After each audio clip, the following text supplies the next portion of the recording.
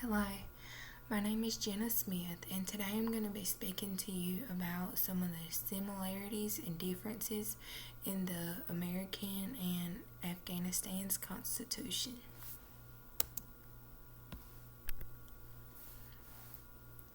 Within the Afghan preamble, it states that Islam is the national religion.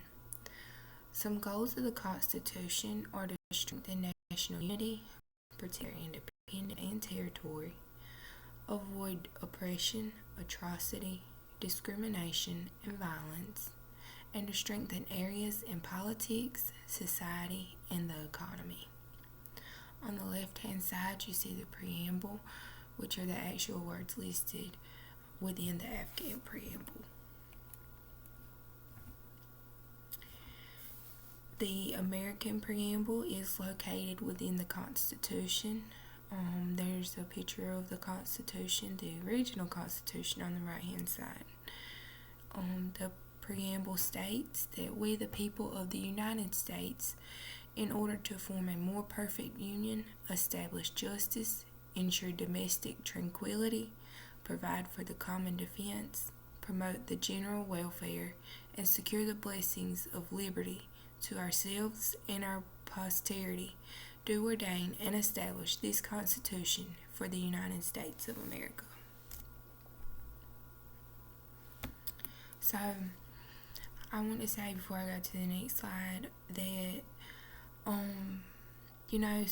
within the preamble, you can already see some similarities. So, I'm just going to say that. Okay, let's start with the articles. Article 1. The Afghan form of government is an Islamic republic. Compared to America, I would like to say that America does not have a national religion. In America, you are free. And I think that is so amazing. In Article 2, the Afghan people are dedicated to the Islamic religion. Those that practice a different religion are considered free within the law. One can be considered a citizen if they are part of the Afghan tribes or are born a citizen. So within Article 2, I would like to talk about the free within the law. So it states that the practice of a different religion is considered free within the law, but in Afghanistan, can you practice religion without really being free? Can you practice a different form of religion without the fear of death or the fear of torture?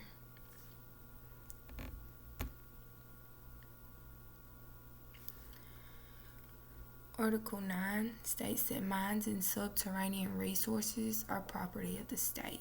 So that's pretty much your natural resources, what's going to come out of the earth. Article 12 states that Afghanistan has an independent bank where funds are deposited, and that is just like the United States because we definitely have a national bank. Article 13, the state must design and implement programs for industries in order to expand production and raise the standard of living. In Afghanistan, there is a very low standard of living.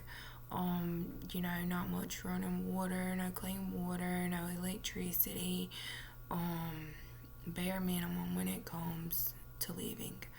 If you look at the image, this is one of the industries. This is some sort of production. It looks like a fruit to me. But this is implemented through the state to increase profits to hopefully overturn the standard of living.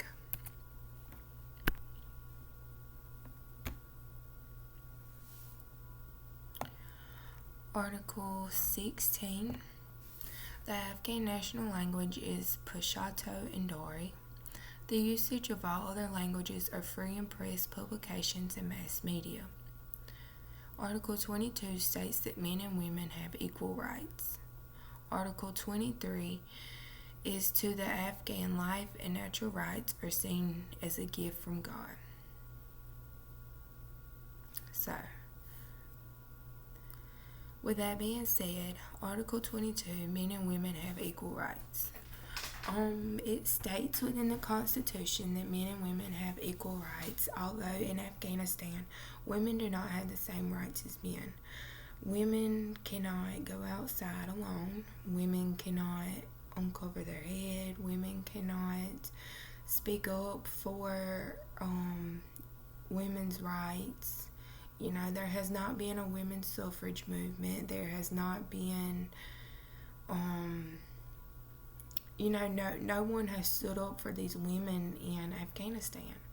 And if you look on the left-hand side, this is a lady named Malala Yousafzai, and she is a women's rights activist in Afghanistan. And there is currently, it's been going on for a couple years, but they're trying to get women's rights, similar to the rights that women have here in the United States. Malala was shot for speaking out on the right for women to have an education in Afghanistan. And like I said, she was shot by the Taliban, and that's just, it's really crazy that women don't even have the same chance at an education as men in Afghanistan, and you're shot for speaking out on wanting an education. Here in the United States, there's a lot of people that really take that for granted. In Article 27 of the not the Constitution, but the Afghan Constitution, suspects are innocent until proven guilty. That is just like the United States. You're innocent until proven guilty. Article 28 states that no one should be pursued, detained, or arrested without the due process of law, which once again is like the United States. Article 29 states that no one should be tortured without the due process of law, and Article 31 states that the accused have the right to appear for court in a timely manner. All four of these articles contain the due process of law, just like the United States. So, if there's so many similarities within our Constitution and the Afghan Constitution, then it makes you very curious to know what the difference is to cause such societal changes. How are people so different, or how are countries, better yet, so different, but are very structured very the same? Article 33 states that citizens have a right to vote. I think it's interesting that there's no catchphrase on that. In America, if you're a felon, you cannot vote. If you're not registered, you can't vote.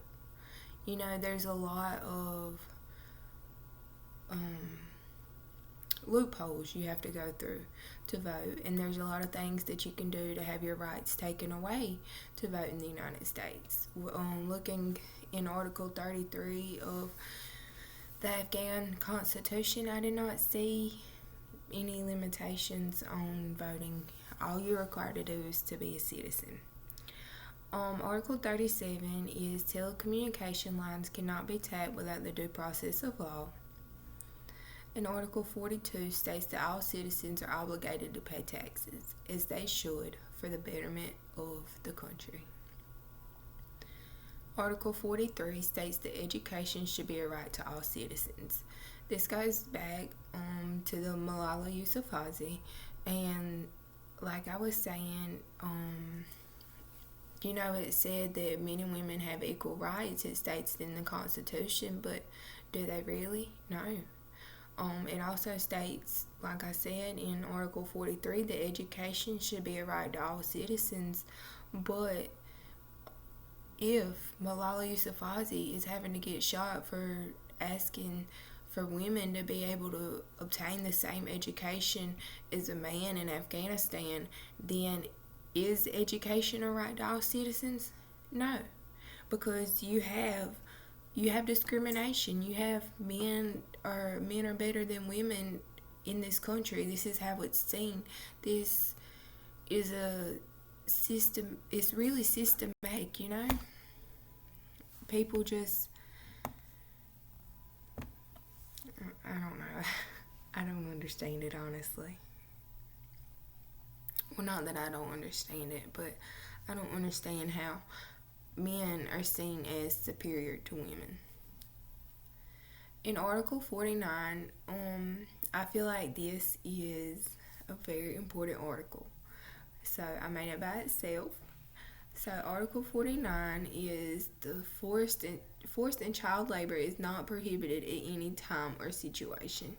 So this means that you cannot force an adult to work for free. You cannot force a child to work for free. You can't force anyone to work for free, no matter the time or situation, no matter how much you think it's okay. Your 10-year-old should not be in the Taliban, running around, shooting people, killing people, blowing things up. Your daughter should have to take care of a whole house of things. You can't go and how in America there was slavery, how you could force people to work, how you could take away people's rights and dignities. That isn't right.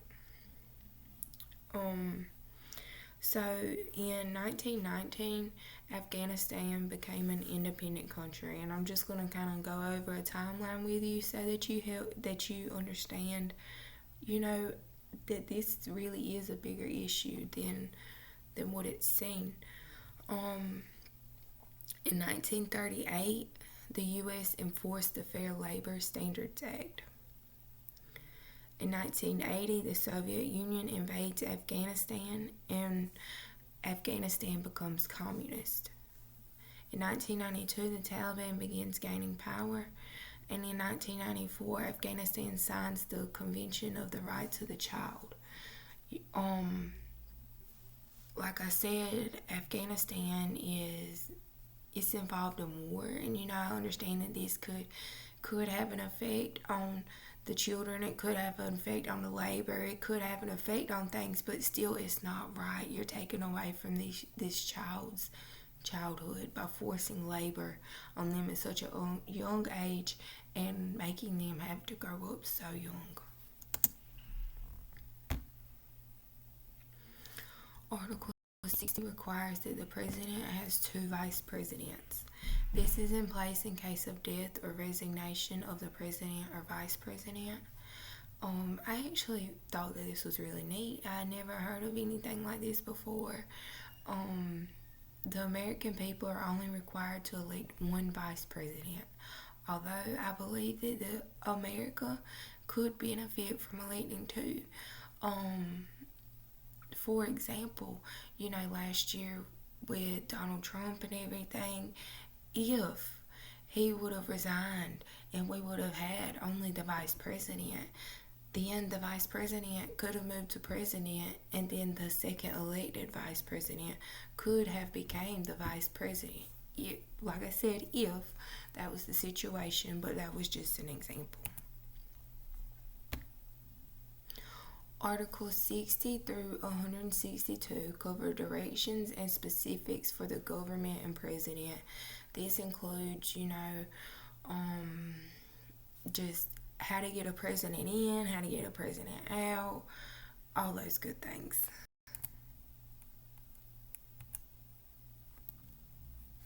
This right here is a beautiful view of Afghanistan, I believe. And here is my works cited page.